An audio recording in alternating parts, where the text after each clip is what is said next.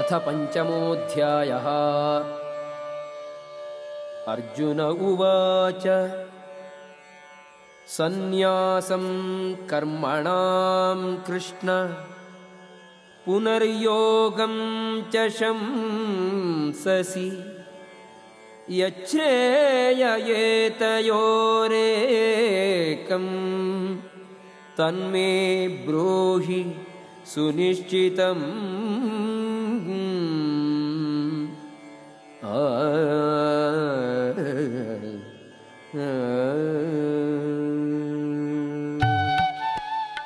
Arjuna said, O Krishna, first of all you ask me to renounce work, and then again you recommend work with devotion.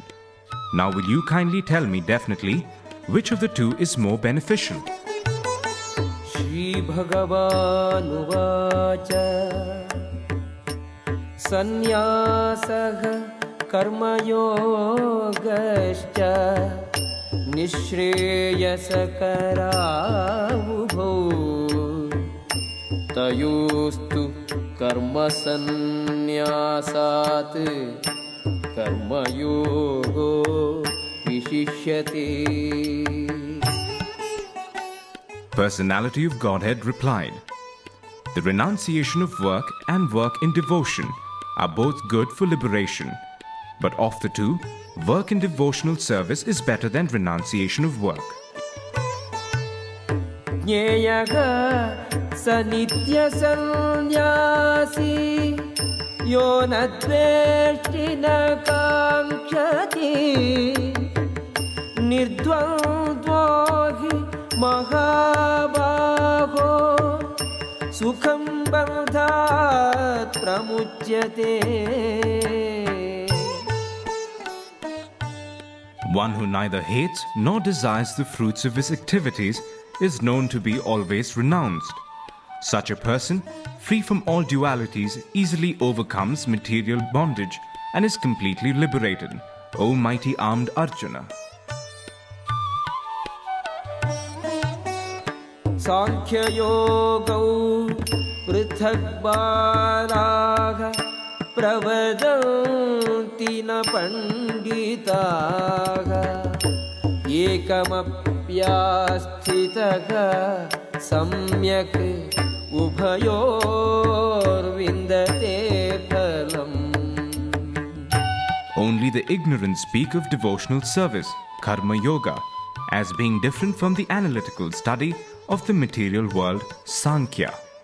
Those who are actually learned say that he who applies himself well to one of these paths achieves the results of both. Yat sankhyehi prapyate sthanam tad yogairapi gamyate ekam sankhyam cha yogam cha yapashyati sapashyati.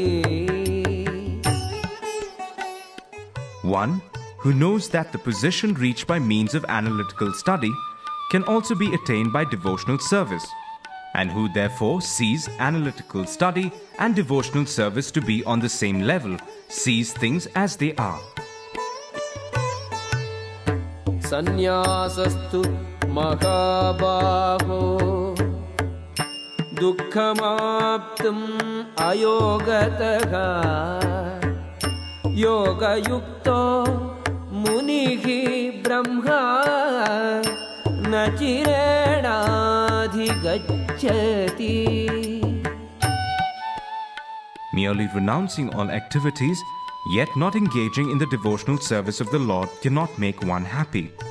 But a thoughtful person engaged in devotional service can achieve the supreme without delay.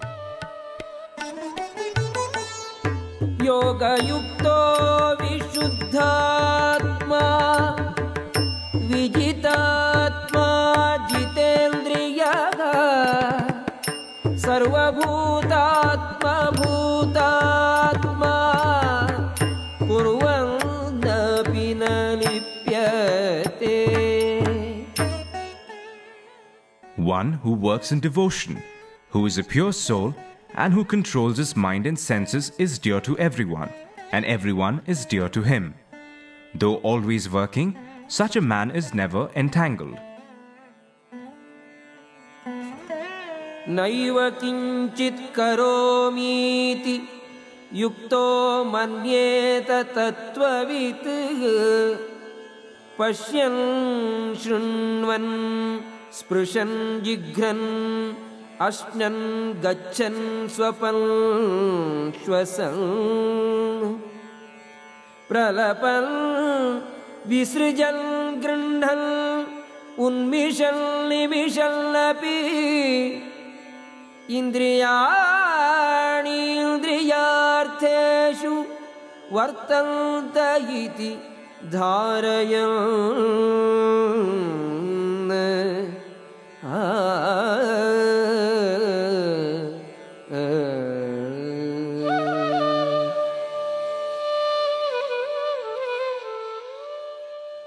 A person in the divine consciousness, although engaged in seeing, hearing, touching, smelling, eating, moving about, sleeping and breathing, always knows within himself that he actually does nothing at all.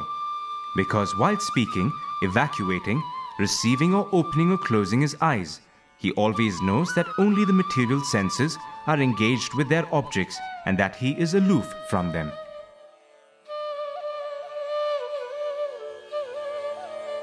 ब्रह्मण्याधाय कर्माणि संगं त्यक्त्वा करोति यः लिप्यते न स पापेन पद्मपत्रमिवाम्भसा. One who performs his duty without attachment, surrendering the results unto the Supreme Lord, is unaffected by sinful action, as the lotus leaf is untouched by water.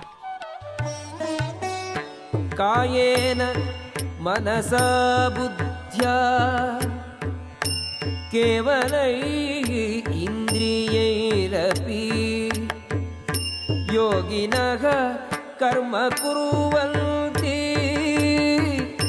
sangam tyaktva atma shuddhaye. The yogis, abandoning attachment, act with body, mind, intelligence and even with the senses, only for the purpose of purification. Yuktaha karma phalam tyaktva shantimapnoti naishtikim ayuktaha kamakarena phale sakto nibadhyate.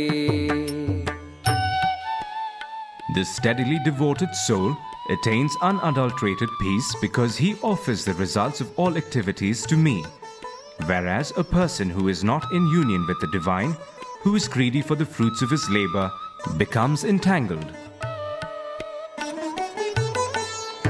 Sarva karmani manasa sanyasyaste sukham vashi navadvare pure dehi naiva kurvan karayan. When the embodied living being controls his nature and mentally renounces all actions, he resides happily in the city of 9 gates, the material body, neither working nor causing work to be done.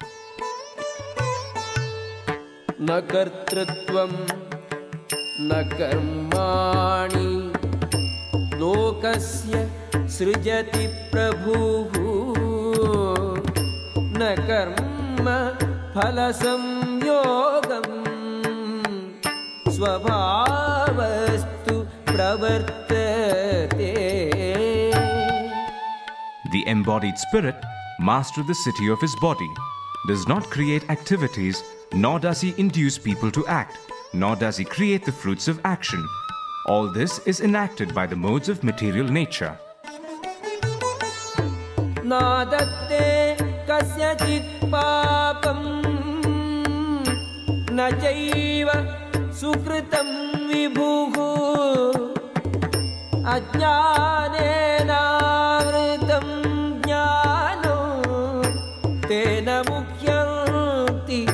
jantavaha. Nor does the Supreme Lord assume anyone's sinful or pious activities. Embodied beings, however, are bewildered because of the ignorance which covers their real knowledge. Jnanena tu tadajnanam yesham nashitam atmanaka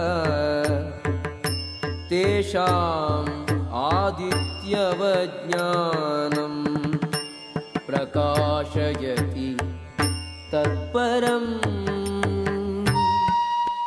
When, however, one is enlightened with the knowledge by which nescience is destroyed, then his knowledge reveals everything, as the sun lights up everything in the daytime.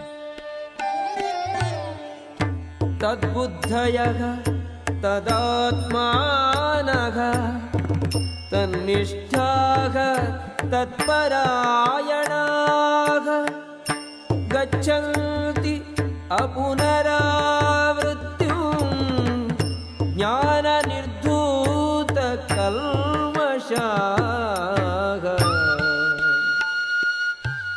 When one's intelligence, mind, faith and refuge are all fixed in the Supreme, then one becomes fully cleansed of misgivings through complete knowledge and thus proceeds straight on the path of liberation.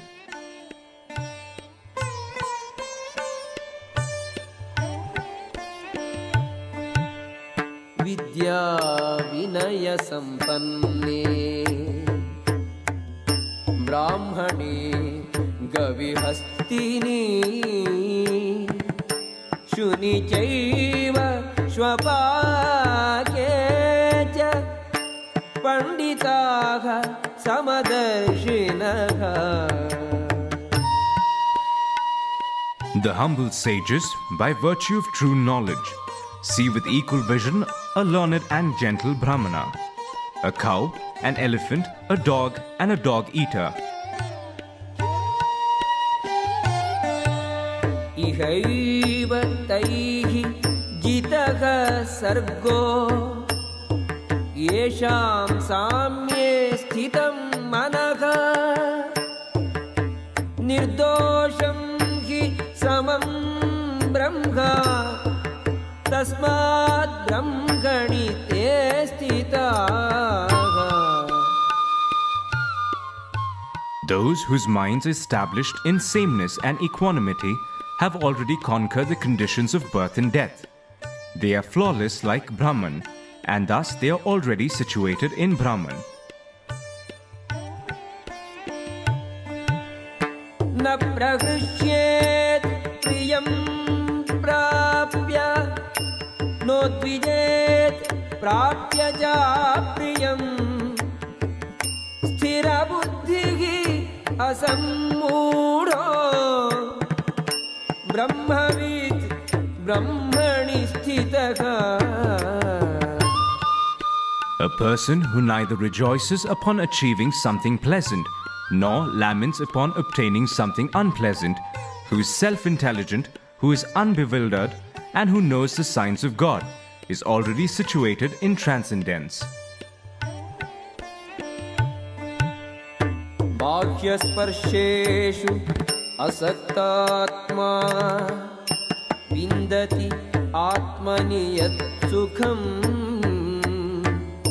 sabrahma yoga yuktatma sukham akshayam ashnute. Such a liberated person is not attracted to material sense pleasure, but is always in trance, enjoying the pleasure within. In this way, the self-realized person enjoys unlimited happiness, for he concentrates on the Supreme. Yehi samsparshaja bhogaha dukkayonaya evate adyantavantah kaunteya nateshu ramate buddhaha. An intelligent person does not take part in the sources of misery, which are due to contact with the material senses. O son of Kunti, such pleasures have a beginning and an end, and so the wise man does not delight in them. Shaknoti kaiva yasodhum praksharira vimokshanat kama krodhodbhavam vegam sayuktaka sasukhi naraga. Before giving up this present body, if one is able to tolerate the urges of the material senses and check the force of desire and anger, he is well situated and is happy in this world. Yontas sukho antararamaha tathantarjyotirevayaha sayogi brahma nirvanam brahma bhutodhigacchati.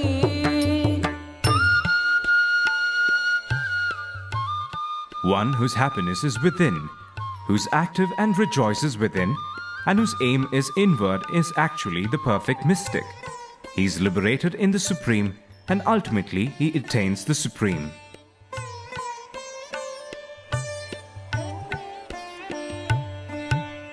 Labhante brahma nirvanam rishayaka kshina kalmashaha chinna gaidha yatatmanaha sarvabhuta hite rataha.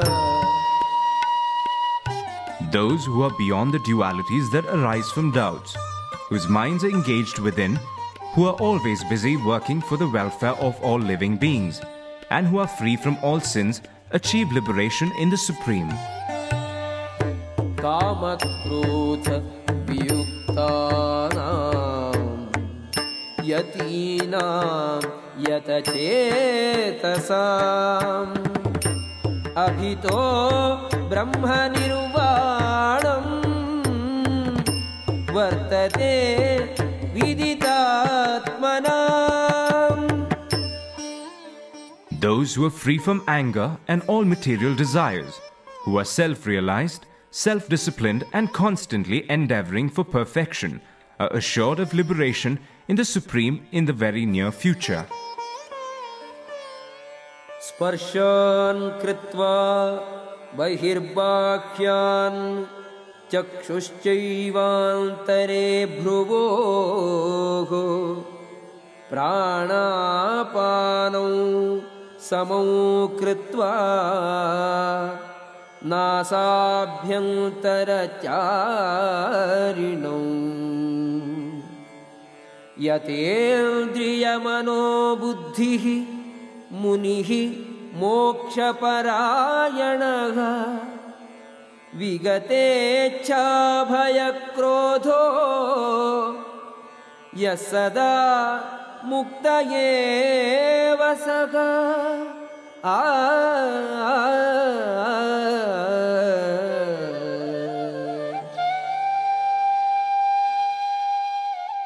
Shutting out all external sense objects, keeping the eyes and vision concentrated between the two eyebrows, suspending the inward and outward breaths within the nostrils, and thus controlling the mind, senses and intelligence, the transcendentalist, aiming at liberation, becomes free from desire, fear and anger.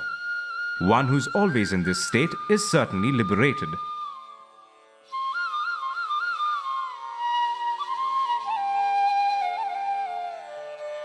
Bhoktaram yajñatapasam sarvalokamaheshwaram suhridam sarvabhutanam jnatva mam shantimrichyati. A person in full consciousness of me, knowing me to be the ultimate beneficiary of all sacrifices and austerities, the supreme lord of all planets and demigods, and the benefactor and well-wisher of all living entities, attains peace from the pangs of material miseries. Om Tat Saditi Srimad-Bhagavad-Gitasu Upanishadsu Brahma Vidyayam Yoga Shastre Shri Krishnarjuna Samvade Karma Sannyasa Yogo Nama Panchamodhyayaha.